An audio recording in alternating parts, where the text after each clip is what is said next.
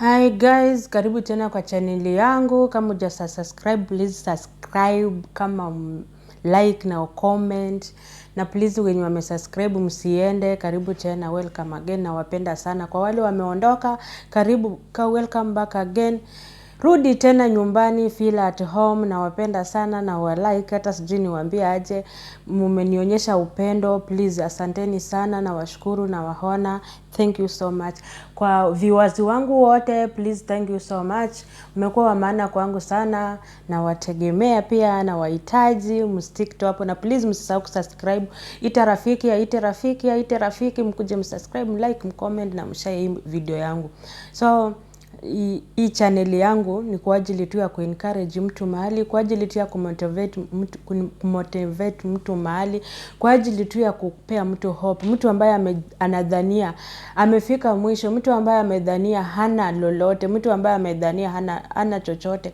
Mimi niko hapo tu kwa kukuambia Mwenyezi Mungu anaweza, na kama alinitendea mimi hata wewe anaweza kukutendea. Karibu tena kwa ushuhuda wangu ukasikie umbali Mungu amenitoa na kile Mungu amenitendea. Na ninatoa hii ushuhuda kwa sababu ya wewe ambao unaona umefika mwisho. Hujafika mwisho, hiyo ndio mwanzo wa maisha yako.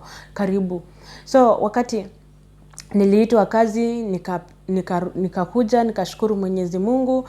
Nakumbuka huyo shetani hakuniacha tena. Shetani aliyekuwa akiunda maisha yangu hakuniacha tena. Shetani ambaye hii spirit of rejection haikuniacha tena. So mimi nilipanga vyangu virago, nikafika kazini, nikachukuliwa, nikaletwa mpaka penye ilikuwa inastahili kazi nikiwa peke yangu. So nashukuru Mwenyezi Mungu, nikakaribishwa vizuri.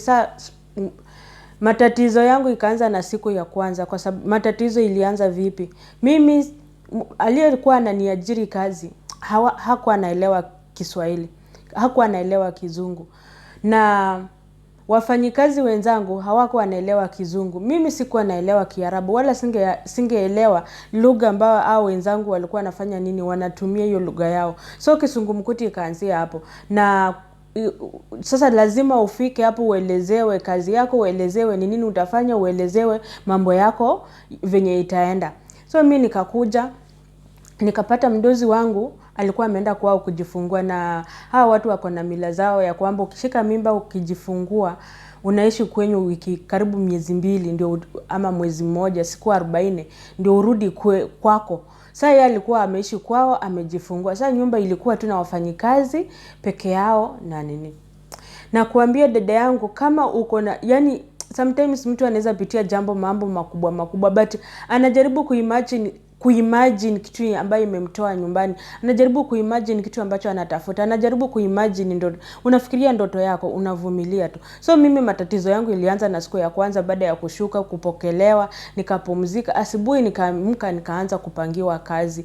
Nikaambiwa ya kwamba mimi saa hizo mimi sikujua nilichokuwa nikiambiwa, lakini baadaye nilikuja kujua. Nikaambiwa kwamba mimi nitakuwa nafanya kazi na ni kazi ya hoteli, na nitakuwa ninapika chakula hizo za hoteli venye mnajua, na ilikuwa ni private hotel wenye mnaelewa. So nikaambiwa nitakuwa napika hizo machakula, na ikahesabiwa majina ya chakula nitakuwa napika, nikahesabiwa kazi ambayo nitakuwa nafanya, kusaidia maybe kukata hizi mavitunguu nini, spices zenye zinatakikana wapi, kupika, kuandaa hizo vitu, kubeg keki nini. Jua ya kwamba mwenzangu, kitu ya kwanza sisikii. Kitu ya pili, sijui jambo lolote hata kwa Kiarabu hata moja. Kitu ya tatu, sijui hata hiyo pesa ya huku inakaa aje. Kitu ya 4, sijui hata kubek, sijui hata kunini. Lakini kwa akili zangu na kwa ujinga yangu na kwa sababu imani nilikuwa nayo, mimi nilikubali kazi na nikaanza kazi. So wakaambia wenzangu, ukipata kazi kwa wenzako kwa kazi, wanakuelekeza. Sasa wenzangu venye walinipokea, na mdozi hakukuwa, nilimwacha kwao baada ya kunieleza kazi. Mimi nikakuja kwake kwa nyumba, nikaanza nifuate mpangilio. Wenzangu venye walinipokea ni kama venye unatupanga, yani unatupa mfupo huko kwa maumbo venye zinang'ang'anianga. Yani venye unaweza tu, yani tu kitu yenye iko hapo inakaa tu inangoja venye unaitupianga kitu inaking'ang'ania. Hivyo tu ndio walikuwa wanangoja. So nikakuwa nimefika, kitu yenye tunaweza ambianako tu ni how are you peke yake. Hivyo tu ndio wanaelewa, na hakuna jambo lingine tunaweza elewana. Inabidi nianze kufanya kazi na hawaelewi lugha yangu na mimi sielewi lugha yao. Sasa inabidi tutumie kama kidev style. na haujui chochote na unataka ufunzwe kazi. Sasa wenzangu waliponipima wakaona sisi wanaelewanga African tuko na nguvu sana, tunaweza kazi sana, yani tuna bidii sana. So mimi venye nilikuja wafanyikazi wakanichukua na wakanipanga kwa kazi zao. Bila mimi kuelewa wananipanga kwa kazi zao. Sasa mimi nikawa nimeachua kazi yote ya nyumba na ilikuwa ni villa. Unaona, ni villa, yani ni gorofa, wenye elewi villa ilikuwa ni gorofa. Sasa na iko na sijui, yani ni gorofa villa ile kubwa kabisa yenye naishi, yani yenye wanafanyia ndani biashara, wafanyikazi watu wakomo, madriver wanaishi hapo, nini kila kitu inafanyika hapo. So can you imagine venye hiyo boma inatoshana. So mimi nikawa naamka asubuhi, ninaenda natembea kwa marumu zote, hata room zenye hazioshwangi wenzangu wananiambia enda uoshe, fanya nini. Sawa, wakiamka wanakunywa tu chai, wanaketi, wanaona masimu zao, wanafanya nini, kwa sababu mnaelewa wadozi kama hawako nini nafanya. So hizi kazi zingine kuna time zao za kufanya nini, kuna wafanyikazi wake wa kufanya. So mimi nikaacha ile kazi yangu yenye niliambiwa biashara kwa sababu sikuelewa chochote wakati nilikuwa naelezewanga, kwa sababu nilikuwa naelezwa kwa Kiarabu na mimi naye nilikuwa nakubali vile tu naweza kubali kila kitu. Nilipitia shida. So ikakuwa ninaelewa tu hivyo. So wenzangu mali wanifunze kazi, ikawa wakitaka kama kubeg cake, wakitaka kama kufanya nini, wataki uone, watakwambia enda ufanye kitu fulani ama wakutume mali fulani, ukirudi unapata ameshachanganya hizo vitu, ujui ni nini anafanya. So ikawa niko na hard time. Kuna vitu inatakana kama sandwich utengeneze, sijui sielewi nitatengeneza aje. Ukitaka uangalie ndio ushike venye mwenzaka anatengeneza, anakutuma. Ama ikawa tu kuna vitu mingi, chakula mingi tulikuwa tunateza pika, zingine tunafunga kama mvaragana, msakana, wenye wanaelewa. Na hizo vitu kitambo funge zinakaa kama sambusa, ufunganisha hivi round, lazima ujifunze. Na saa zile wanafunga hivyo wanakutuma mahali pengine. Aya, kupika hizi stew za kutengeneza hizi chakula, kuna vitu una mix pamoja. So kitambo uwezi mix kama haujajua ama kama hujajifunza, na hawa ndio inafaa kufunza. So I remember one day my boss, na unajua tulikuwa tunafanya kazi na CCTV. So mimi nikawa kazi zangu ni za nyumba, nimeingilia mpaka kazi ya jikoni na kulikuwa mtu wa jikoni. Na sasa mimi ndio au wamekuwa wadozi, mimi ndio nimekuwa mfanyikazi. So one day I remember mdozi alinipigia simu because alikuwa anatuangalia kwa CCTV. Anaona mimi sishughulikange na hiyo kazi. Na si kwa sababu nilikuwa sishughuliki, ni kwa sababu mimi nilikuwa natumwa. Na unatumwa kitu yenye anajua hautapata haraka urudi, kwa sababu anajua, anaelewa hujaelewa kile amekutuma. Unaona? So wewe kitambo uende ufikirie ugezigezi huko, ugezigezi huko, ukikuja amemaliza kile alikuwa anatengeneza. So I remember one day mdozi wangu akanipigia simu akaniambia, ninakuona na nakuangalia sana, kama uwezi fanya kazi nimekupea nakupea 3 months. Ni kitambo nimalize hizi siku 40 nirudi, kama hujakuwa hujashika chochote wewe itabidi urudi nyumbani. Sasa mimi nikaanza kufikiria, jameni, tena nirudi nyumbani kwa sababu nashindwa hii kazi. Nikaambia Mungu, si nifanye hii kazi, yani hata kama siwezi fanya kazi. Na ilikuwa ni kazi ngumu. Kazi ya kupika, kazi ya hoteli ni kazi ngumu wenzangu. Chakula yenye hujaipika. Na si tumezoea kupika makidheri huko nyumbani, maugali manini. Umefika hapa unaambiwa vitu zingine zenye una decorate kitu mpaka hata unashangaa hii sasa. So mimi nikakuwa nafungua, nikaingia kwa YouTube haraka nikaanza tu ku-downloading vitu haraka, na soma huko, na najifunza huko, najua kupika vitu fulani, najifunza kupika vitu fulani. So I remember one day vile my boss aliniambia atanifuta kazi kwa sababu kama siwezi, hiyo ndio kazi ilinileta na siwezi fanya kazi. Na nakumbuka mimi nilikuwa nafanya kazi yote ya nyumba, hawa wamekataa kunifunza hii kazi nyingine. So one day nilikuwa na clean jikoni, na kumbe clean jikoni haikukuanga kazi yangu.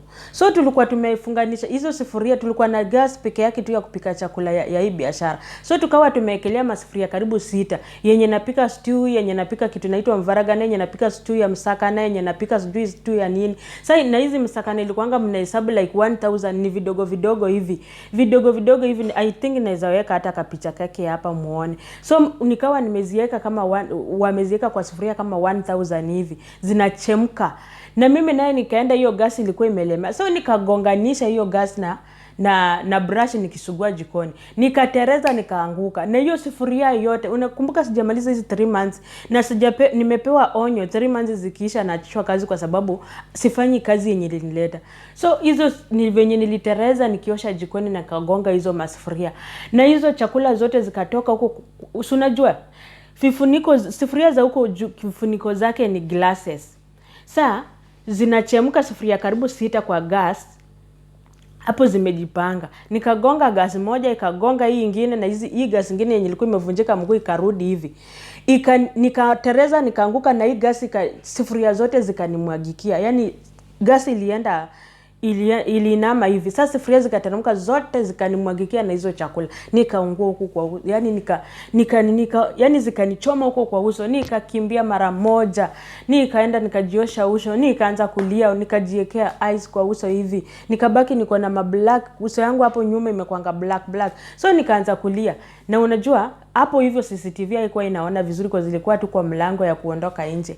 Kwa jikoni na mlango ya kuondoka nje, mlango ya nyuma. Sasa hao wakashughulika haraka, wakawa wanaulizana tutasemaje, na hii kazi ni huyu alikuwa anafanya sio yake nini. Sasa nakumbuka nikalia, wakaanza kushughulika, wakapigia huyo madamu wetu simu penye alikuwa kwao. Wakamwambia fulani ameanguka na ni kama ameumia. Na wakaniambia ukiulizwa kama umeumia usiseme kama umeumia, kwa sababu ukienda hospitali utashangaa huko hospitali.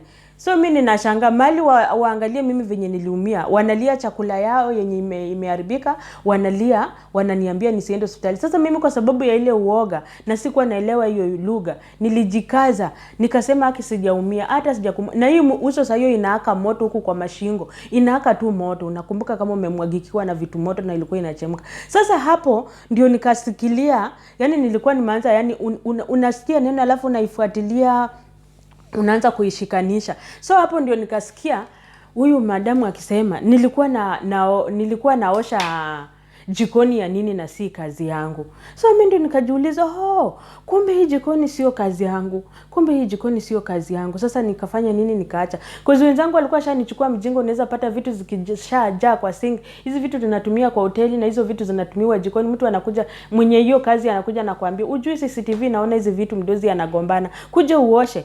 Na jambo ambalo lilinifanya nikavumilia na nikafaulu katika hizo miezi 3 na nikapita. Jambo la kwanza ni maombi, jambo la pili ni uvumilivu na kushukuru. Yaani hata mtu amekutusi wewe unamshukuru tu, kwa sababu uelewi ni nini amekutusi. Yaani tena kutosikia hiyo lugha inasaidia. Kwa sababu mimi yani hata sijui niseme nini, but nifuate kwa part 6 utaelewa ni nini kiliendelea baada hapo. Baada ya kuchomeka, baada ya kuambiwa naenda kuachishwa kazi baada ya miezi 3 kwa sababu nisifanyi kazi iliyonileta, na nimejaribu kufanya hii kazi yani wenzangu hawanifunzi. Nilitoka aje katika hiyo hali, ama nilielewaje kujua kilichokuwa kimenileta kufanya hivi? Please usisahau kusubscribe, usisahau kulike, usisahau kucomment hapo any makosa yenye unaona, ama kama uko na swali, kwa sababu kama unanifuatilia tangu part 1 mpaka naenda part 5, uwezi niambia hauna swali la kuniuliza. Nataka tu mtu aniulize nilisurvive aje, ama nilitokaje, ama nilifikia wapi. But huko mbele tunaenda ndio kuna mambo moto.